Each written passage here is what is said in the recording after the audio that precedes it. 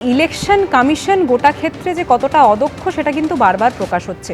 অর্থাৎ যেই জায়গায় এই ঘটনাটা ঘটেছে সেই মালদা অঞ্চলে ইলেকশন কমিশন যাকে দায়িত্বপূর্ণ মনে করেছে বা যাকে মনে করা হয়েছে যে সে সুদক্ষভাবে সেই জায়গাটা বজায় রাখতে পারবে, অর্থাৎ জয়ন্তকান্তের কথা আমি বলছি, উনি নিজের কাজটা কি আদৌ ঠিকমতোভাবে করতে পেরেছে, এটা একটা বড় প্রশ্ন।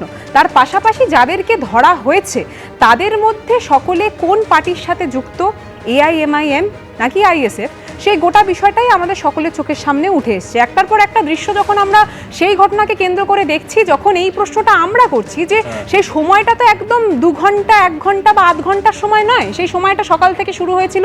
এখন আপনি কমিশনের উপর সম্পূর্ণ দায় ঠেলছেন, তার উত্তর এখানে নিঃসন্দেহে বিমল শঙ্কর নন্দ দেবেন। কিন্তু আমি বলছি এই বেলডাঙ্গার ঘটনা 30 ঘন্টা পর্যন্ত হাত গুটিয়ে বসেছিল পুলিশ, এবং এসপির কি বক্তব্য ছিল, আমরা ধৈর্যের পরীক্ষা দিচ্ছি। সেদিন ধৈর্যের পরীক্ষা দেওয়া হয়েছিল যখন রাজ্য প্রশাসন সম্পূর্ণভাবে, রাজ্য সরকার আজকে কিন্তু সম্পূর্ণ দায়টা একেবারে তৃণমূল কংগ্রেসের তরফে নির্বাচন কমিশনের দিকে দেওয়া হচ্ছে। বিমলদা, নির্বাচন কমিশন যেহেতু আইন শৃঙ্খলার দায়িত্বে, ফলে এই ঘটনার দায় কমিশন কিভাবে এড়িয়ে যেতে পারে, এই প্রশ্ন তৃণমূলের তরফে করা হচ্ছে। না, ওটা গিয়ে নির্বাচন কমিশনের কেউ যদি মুখপাত্র থাকে তাকে জিজ্ঞেস করুন। আমি তো উত্তর দিতে পারি না, কারণ আমি নির্বাচন কমিশনের প্রতিনিধি নই। আমি কতগুলো কথা বলছি, আমি যে কথাটা বলতে চাইছিলাম আপনি সেই কথাটাই এখানে বললেন, যে বেলডাঙ্গা বলে একটা জায়গাতে একই রকম ঘটনা ঘটেছিল। একটা অত্যন্ত গুরুত্বপূর্ণ আর্টারিয়াল রোডকে কতক্ষণ আটকে ধরে সেখানে তাণ্ডব চলেছিল, এবং সেখানে এই পশ্চিমবঙ্গের অত্যন্ত দক্ষ সরকারটা কী করেছিল। 1, 2, নির্বাচন কমিশন অবশ্যই সুপারভাইজারি পাওয়ার রয়েছে, কিন্তু জেনারেল অ্যাডমিনিস্ট্রেশনটা সরকারের হাতেই থাকে। সরকার জেনারেল অ্যাডমিনিস্ট্রেশন চালায়, প্রয়োজনে নির্বাচন কমিশন নির্দেশনামা জারি করতে পারে। এটাই সুপ্রিম কোর্টের মামলার রায়। আপনি চাইলে আমি রায়ের লিঙ্কটা আপনাকে দিয়ে দেবো।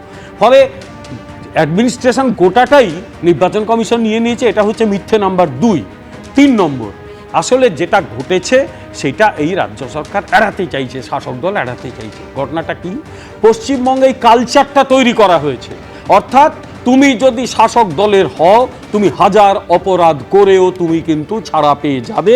বিশেষভাবে তুমি যদি নিজের ধর্মীয় পরিচিতি বা আইডেন্টিটিটাকে প্রয়োগ করো, তুমি ছাড়া পেয়ে যাবে। অসুবিধে কি আছে?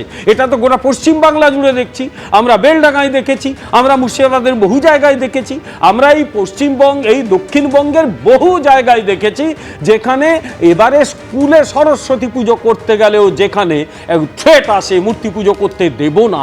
এরপরে এই আমি বলছি, এই আপনি যদি অর্ডার কপি বললেন, সেই অর্ডার কপিতে স্পষ্ট উল্লেখ আছে যে মুখ্য সচিবকে যোগাযোগ পর্যন্ত করা যায়নি।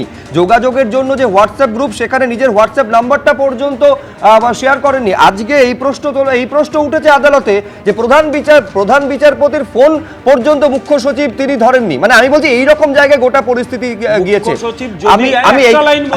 মুখ্য সচিব যদি কিছু ভুল করে থাকেন, তার ব্যাপারে তার পেনাল মেজার নিশ্চয়ই অন্য কেউ নেবে, তা আমি তাকে তো রক্ষা করতে আসিনি। এবিপি আনন্দ, এগিয়ে থাকে, এগিয়ে রাখে।